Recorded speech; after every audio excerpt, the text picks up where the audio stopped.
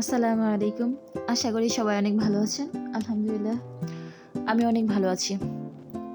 তো সকালবেলায় ঘুম থেকে উঠেই দেখি আমাদের বাড়ির কাজের লোকগুলো খুব সুন্দর চলে আসছে এবং সবাই হাতে হাতে কাজ চালাচ্ছে। যেহেতু বাড়িতে এত বড় একটা অনুষ্ঠান, কেননা সবাই মিলেই কাজ করতে হবে। তো আমি আশেপাশে চারিদিকটা একটু ঘুরে দেখছিলাম, ডেকোরেশনের ব্যাপার ছিল। এদিকে আবার দুধ নিয়ে আসা হয়েছে। দুধগুলোকে প্রথমে ছেঁকে নেওয়া হলো খুব সুন্দরভাবে, যেহেতু জাল করে দই তৈরি করা হবে, কেননা পরিষ্কার পরিচ্ছন্নতা অবলম্বন করাটাই শ্রেয়। আর এদিকে এসে দেখি যে সব কাজ মোটামুটি প্রায় কমপ্লিট। ওরা অনেকটা লেট করার কারণে বাড়ির লোকজন একটু রাগারাগি করতেছিল। এতগুলো টাকা দেওয়া হলো, তাহলে কেনই বা কাজগুলো এতটা লেট করা হলো। আর এটা হচ্ছে গায়ে হলুদের একটা অনুষ্ঠান, তবে এটা কোনো বিয়ের গায়ে হলুদ নয়, এটা হচ্ছে আমার ভাতিজার গায়ে হলুদ, সুন্নতে খাদনার। জানি না সব জায়গাতে এরকমটা করা হয় কিনা, কিন্তু অনেক জায়গাতে এরকম কোনো রিচুয়াল আছে যারা এরকমটা করে থাকে। আর এখানে 2 পাতা প্রায় শেষের দিকে, সব কাজ মোটামুটি ডান। আর এই তো রাত্রিবেলা সবার জন্য রান্না করা হচ্ছে ড্যাগের ভিতরে। অনেকগুলো মেহমান ছিল আমাদের বাড়িতে, তো অল্প খাবারে তো আর হয় না।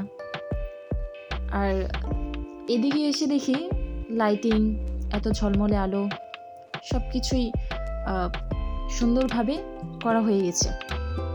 এখন হচ্ছে ভাতিজাকে নিয়ে এসে অনুষ্ঠানটা শুরু করবার পালা। তো এখনই নিয়ে আসবে তাকে। আর এদিকে লাইট বা সব কিছু ঠিক আছে কিনা এই বিষয়ে তারা কথা বলছে সবাই মিলে। আর এই তো অনুষ্ঠানটা অলরেডি শুরু হয়ে গেছে।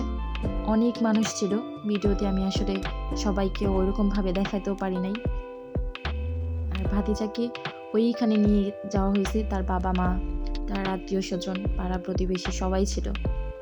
আমরা অনেকটা মজা করেছি, কারণ আমাদের এলাকাতে ফার্স্ট টাইম এরকম কোনো অনুষ্ঠান হচ্ছে।